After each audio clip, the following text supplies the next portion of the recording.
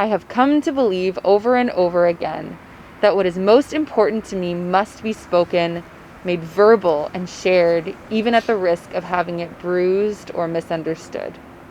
What is a value that you're leaning into in just this season? And then those values will just remind us that like we are whole people who are trying to lean into certain values, and those will be values that can center us and remind us of like the kind of quality of people and conversation that we're aiming for today.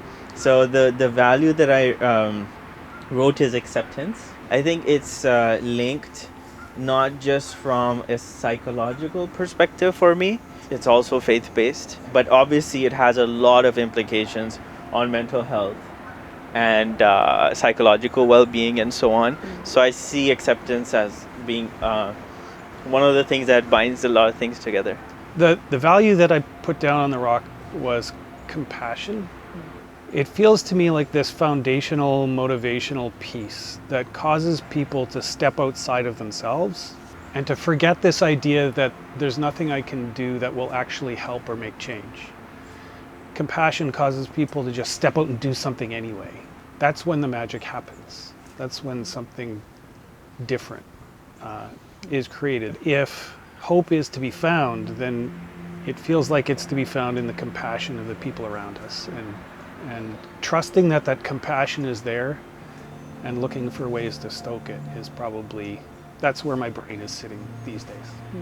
I chose authenticity as my value. I had considered myself an authentic person, but I'd been doing some learning about myself. I realized that I was being really authentic with the good things I felt and not very authentic with the hard things I felt. So that calls out to me in a space like this, just to be authentic about what I need to say without worrying or thinking about, how each of you will receive it, right? Like, I think that there is value in doing that, but also it shows an incomplete version of who I am when I'm constantly more worried about that than I am about saying my truth. So I'm wondering if you can share a story about making a decision to pursue peace with your time and energy through the work that you're doing. I was reflecting on this question and trying to think of a moment, and I honestly can't come up with one. It feels like vocation. It feels like what just is.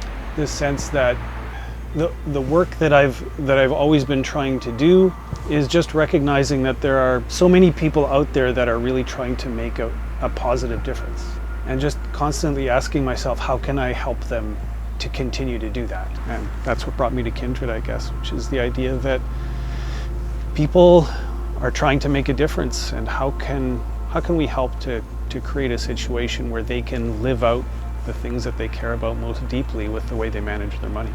I went to an arts high school. Everything in life that I wanted was I just wanted to do musical theater.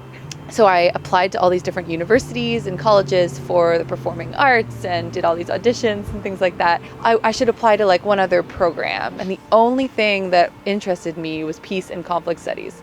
So I got accepted into the University of Waterloo, and then I was just like, but musical theater, I remember the day I opened my acceptance letter to the university that I really, really wanted to go to. And I just like started bawling my eyes out, and my mom thought that I didn't get in. She's like, oh, I'm sorry, and I was just like, no, I got in. But I just know that this is not what I'm supposed to be doing. And I'd been like putting it off. The decision wasn't made out of like a conscious, rational, like part of my brain. It was like this deep vocational part of my body that was just like, I just feel pulled here, and I can't even tell you why, but I just wanted to be surrounded by people who cared about this, and I wanted to learn. And since then, really, it's been in like the years since that I've started to be able to put like reasons behind why this work is so important. Like, in order for the world to function in a healthy way, we need people being strategic about peace advancement. Like, that has become my passion, and I can articulate that now, but at the time I don't think I could articulate it. So it's interesting that way. What is one among many, I'm sure, pressing justice or peace issue that you are passionate about addressing through work that you're doing? So I'm a practicing Muslim and have been since I came to University of Waterloo. Actually, I found my faith here. when I came to the University of Waterloo and started going for Friday prayers, because that's like the thing that everyone does, even if you're semi-religious. So I started hearing sermons in English, and I was like, oh, this is my language. Like, finally, I can understand what my religion is about. This whole issue about what's happening these days with the misunderstandings about Islam, which leads to Islamophobia, and the engine, the however many billion-dollar industry that goes into promoting things out of context, and how easily people are kind of swayed by that just because of mass media, not understanding. That's something that I really hope that I could contribute to because of the privilege that has been bestowed on me to be able to study and work and do consulting for the government. All of those things, I feel a very heavy weight of responsibility to kind of try and bridge that gap. In my role, I help just support other peace builders and other people as they work.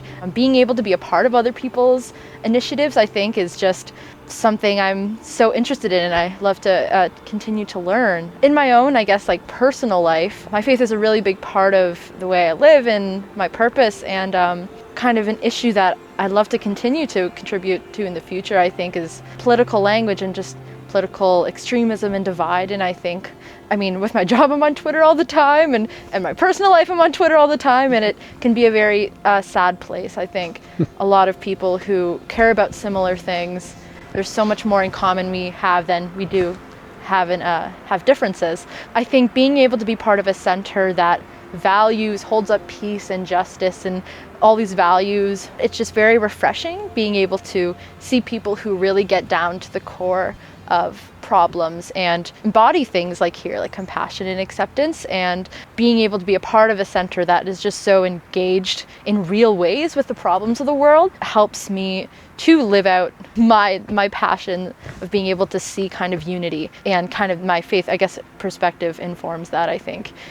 What's a character trait or skill set that you admire that kind of calls you to a place of gratitude and a place of like something striving to kind of embody that for yourself? You know, one, I guess, trait that stands out to me is just perseverance, and a simple sense of perseverance. I think that it's easy to think of, you know, like the hero, that's going to save the world. And I think the more I interact with people who are doing great work, it's often, you know, day in, day out, simple things, doing what they need to do. And it's not necessarily the most glamorous. Although it's good to be productive and to have outcomes, it's not necessarily about productivity. And I know that's hard, and I mean, even the circle embodies this, that there's not necessarily an end goal. For me, what I really admire about the peace builders that I've met and like people in the center is just the ability to recognize they can't do everything, but honoring their passion and doing what they can anyways. I think that such a commitment, despite not knowing an outcome, is what I really admire. Throughout the fall, the Kindred Credit Union Centre for Peace Advancement has been hosting a series of circle conversations. This was a time for the community to come together and share the meaningful, impactful, and innovative ways that they're advancing peace locally in our communities and globally around the world. Relationships are at the heart of the Centre for Peace Advancement, and connection points like this are a way that we can catalyze collaboration towards our shared purpose. I would like to thank all of the participants and partners who joined in our circles this fall, and more importantly, for the many contributions each of you make to building our community. If any one of the stories you heard captured your imagination, please follow us on Twitter or sign up for the Kindred Credit Union Centre for Peace Advancement's monthly e-newsletter. If you're inspired to want to join our community, please reach out and contact me. We are always eager to connect with others who are imagining and advancing peace in new ways.